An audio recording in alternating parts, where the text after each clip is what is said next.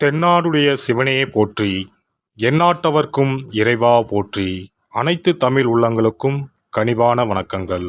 நிகழும் ஸ்ரீ மங்களகரமான சோபகிருது ஆண்டு மார்ச் மாதம் 14ஆம் தேதி வியாழக்கிழமை அன்று சதுர்த்தி திதியில் பரணி நட்சத்திரத்தில் வைத்ருதி நாம யோகத்தில் சித்தயோகம் கூடிய நன்னாளில் இந்த மகத்தான பங்குனி மாதம் பிறக்கிறது.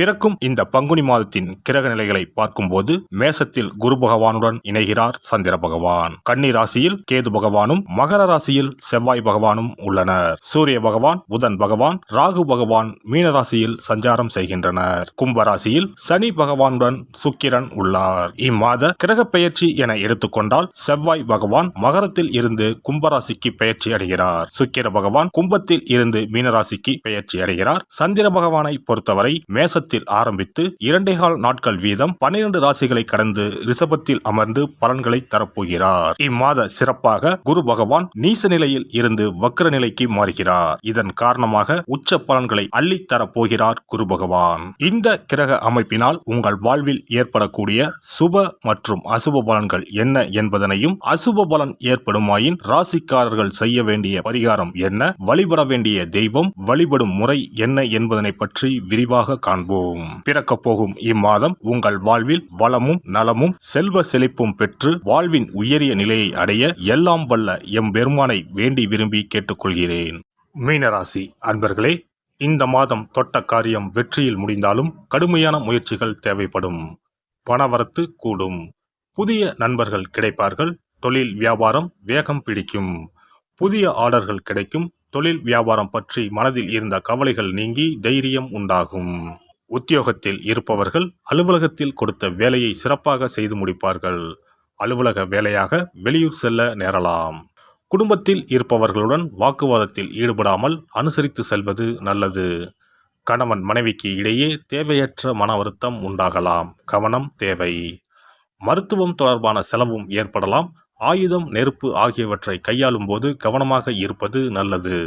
பெண்கள் புத்தி கூர்மையுடன் செயல்பட்டு காரியங்களை வெற்றிகரமாக செய்து முடிப்பீர்கள். வீண் அலைச்சலை தவிர்ப்பது நல்லது.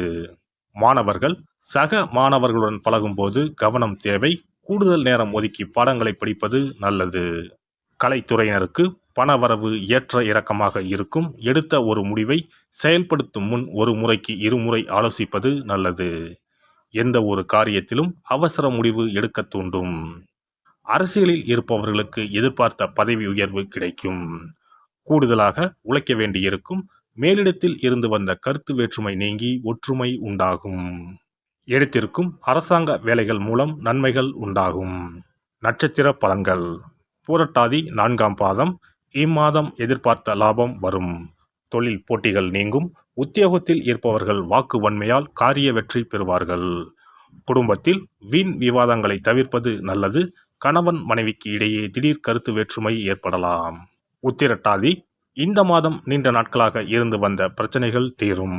பணவரத்து அதிகரிக்கும். கொடுத்த வாக்கை காப்பாற்ற முயல்வீர்கள்.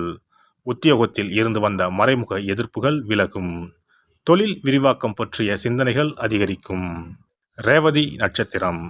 இந்த மாதம் நீண்ட நாட்களாக முடிக்க முடியாமல் இருந்த ஒரு காரியத்தை செய்து முடிப்பீர்கள். அரசாங்கம் மூலம் நடக்க வேண்டிய வேலைகள் திருப்திகரமாக நடந்து முடியும். சுபகாரிய நிகழ்ச்சிகள் நடைபெறும். திருமண காரியங்கள் கைகூடும். கணவன் மனைவிக்கு இடையே மகிழ்ச்சி நிலவும். தட்சிணாமூர்த்தியை வியாழக்கிழமையில் நெய் தீபம் ஏற்றி வழிபடுவது வெற்றிக்கு உதவும். கடன் பிரச்சனை குறையும். கல்வியில் வெற்றி கிடைக்கும். அதிர்ஷ்ட கிழமைகள் ஞாயிறு, வியாழன், வெள்ளி. சந்திராஷ்டம தினங்கள் பங்குனி 14, 15 மற்றும் 16. அதிர்ஷ்ட தினங்கள் பங்குனி 7 மற்றும் 8. சிறப்பு பரிகாரம். வாரந்தோறும் செவ்வாய்க்கிழமை அன்று வீட்டில் உள்ள முருகப்பெருமான் படத்தினை துடைத்து சந்தனம், குங்குமம் பொட்டு வைத்து சிகப்பு அரளிப்பூ கொண்டு அலங்காரம் செய்யுங்கள். ஒரு கண்ணாடி டம்ளரில் தண்ணீர் ஊற்றி ஒரு எலுமிச்சை பழம், சிறு வெட்டிவேர் போட்டு முருகன் படத்திற்கு முன் வைத்து விடுங்கள். ஒரு மா இலை எடுத்து காம்பு பகுதி முருகப்பெருமானை பார்த்தவாறு வையுங்கள். அகல் விளக்கில் நெய் தீபம் ஏற்றி மா இலையின் மீது வைக்க வேண்டும். தீபச்சுடர் முருகப்பெருமானை பார்க்கும் வண்ணம் இருக்க வேண்டும். கண்களை மூடி முருகப்பெருமானை மனமாற வேண்டி உங்கள் வேண்டுதல்களை வையுங்கள். பூஜை முடிந்த பிறகு அடுத்த நாள் டம்ளரில் உள்ள எலுமிச்சை பழத்தை உங்கள் வீட்டை சுற்றி திருஷ்டி கழித்து போட்டு விடுங்கள்.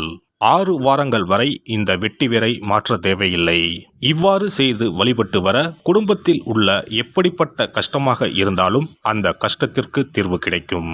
நம்பிக்கை இல்லாமல் எந்த ஒரு வழிபாடும் செய்யக்கூடாது. நம்பிக்கையோடு செய்யும் பட்சத்தில் கைமேல் பலன் கிடைக்கும்.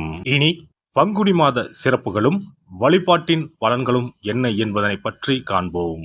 பங்குனி மாதம் என்பது வழிபாட்டுக்கு உரிய மாதம். பங்குனி மாதம் வணங்குவதற்கும் பூஜைக்கும் உரிய மாதமாகும். ஒவ்வொரு மாதத்திலும் ஒவ்வொரு நட்சத்திரத்திற்கு முக்கியத்துவம் கொடுத்து விழாக்கள் நடத்துவது வழக்கம். ஆனால் பங்குனி உத்திர நட்சத்திரத்திற்கு மற்ற நட்சத்திரங்களை விட அதிக மகத்துவம் உண்டு. தெய்வ திருமணங்கள் அதிகம் நடைபெற்ற மாதம் பங்குனி மாதம். மாதங்களில் 12வது மாதம் பங்குனி, நட்சத்திரங்களில் 12வது நட்சத்திரம் உத்திரம். 12வது மாதமான பங்குனியும் 12வது நட்சத்திரமான உத்திரமும் இணையும் புனித நாள் பங்குனி உத்திரம் என்று கொண்டாடப்படுகிறது. எனவே பங்குனி மாத உத்திரத்தின் சிறப்புகள் அதிகம். பங்குனி உத்திர நாளில் அனைத்து ஆலயங்களிலும் சிறப்பு வழிபாடுகள் நடைபெறும். கிராம கோவில்களில் அக்னி சட்டி ஏந்துதல், பூஜைகள் விமர்சையாக நடைபெறும். எண்ணற்ற ஆலயங்களில் சுவாமி அம்பாள் திருக்கல்யாணம் நடைபெறும். சிலருக்கு கைகூடாமல் திருமணம் தள்ளி போனால் பங்குனி உத்திர நாளில் விரதம் இருந்து இறைவனை வழிபட்டால் வெகு சீக்கிரம் திருமணம் கைகூடும் என்பது ஐதீகம். அதோடு காதலிப்போர் மனதுக்கு பிடித்தவரை கரம் பிடிக்கவும் பங்குனி உத்திர விரதம் இருப்பது மிகுந்த பலனை கொடுக்கும். பங்குனி உத்திரம் கல்யாண விரதம் என்றும் அழைக்கப்படுகிறது. 8 வகையான மகா விரதங்களில் கல்யாண விரதமும் ஒன்று. ஆகவே இந்த நாளில் திருமணம் ஆகாத இளையோர் விரதம் இருந்து தமக்கு நல்ல வரன்கள் கிடைக்க வேண்டும் என்று சிவபெருமானையும் பார்வதி தேவியாரையும் வேண்டுவது நல்ல பலன்களை பெற்றுத்தரும். இத்தினத்தில் மேற்கொள்ளும் விரதம் மிகவும் விசேஷமானது. நீண்ட நாள் ஒற்றுமையுடன் வாழ விரும்பும் தம்பதியர் விரதம் இருந்து சிவனுக்கும் சிவ பார்வதிக்கும் அபிஷேகம் செய்வார்கள். இந்த விரதத்தை முருகனை வேண்டியும் செய்யலாம். அதோடு அன்னதானம், வஸ்திரதானம் செய்வதும் சிறப்பானது. ஜாதக தோஷத்தால் திருமணம் தடைப்பட்டவர்கள் வழிபாடு மேற்கொள்ளவும் சிறந்த நாள் இதுவாகும். செவ்வாய் தோஷம் காரணமாக திருமண தடைகளை சந்திப்பவர்களுக்கு பங்குனி உத்திரத்தன்று முருகனை மனமுருகி வணங்கினால் திருமண தடைகள் நீங்கி திருமணம் சுபமாக முடியும். குழந்தை பேரில்லாமல் தவிப்பவர்கள் பங்குனி மாத விரதம் இருந்து அம்மன் கோவில்களுக்கு சென்று வழிபட அந்த அம்மனின் அனுக்கிரகத்தால் நிச்சயம் புத்திர பாக்கியம் கிடைக்கும். தொழில் மற்றும் வியாபாரங்களில் ஈடுபடுபவர்கள் தமிழ் வருடத்தின் கடைசி மாதமான பங்குனி மாத தினத்தில் திருஷ்டி பூசணிக்காய் வாங்கி உங்கள் வியாபார இடங்களை திருஷ்டி கழித்து அதற்குரிய நேரத்தில் உடைக்க வேண்டும். இப்படி செய்வதால் உங்களுக்கு இந்த ஆண்டு ஏற்பட்ட தோஷங்கள் அனைத்தும் நீங்கும். பங்குனி உத்திர நன்னாளில் நம்மால் முடிந்த அன்னதானங்களை செய்வது மிகுந்த புண்ணியம் தரும். எலுமிச்சை சாதம் அல்லது தயிர் சாதம் அல்லது சர்க்கரை பொங்கல் என அன்னதானம் செய்யலாம். அதேபோல் நம்மால் முடிந்த அளவுக்கு மஞ்சள், சரடு, குங்குமம், கண்ணாடி என மங்கள பொருட்களை பெண்களுக்கு வழங்குவது விசேஷ பலன்களை கொடுக்கும். முருகப்பெருமான் நமக்கு இதுவரை இருந்த காரிய தடைகள் அனைத்தையும் களைந்து நமக்கு நல்வழி காட்டி அருளுவார். பங்குனி மாதத்தில் அனைத்து நாட்களிலும் கோவிலுக்கு சென்று வருவது மிக்க பலனை தரும். மேலும் செல்வ செழிப்புடன் வாழ்வதற்கு உதவும். எல்லாம் வல்ல இறையருளால் நீங்களும் உங்கள் அன்பு குடும்பமும் உடல் நலம், நீலாயுள், நிறை செல்வம், உயர் புகழ், மெய்ஞானம் ஓங்கி வாழ்க வளமுடன். இந்த வீடியோ பதிவு உங்களுக்கு பிடித்திருந்தால் லைக் பண்ணுங்க, கமெண்ட் பண்ணுங்க, ஷேர் பண்ணுங்க. மறக்காம சப்ஸ்கிரைப் பண்ணுங்க. பக்கத்துல இருக்கிற பெல் பட்டனை கிளிக் பண்ணுங்க. நன்றி, வணக்கம். ஓம் நமச்சிவாய. சிவாய நம.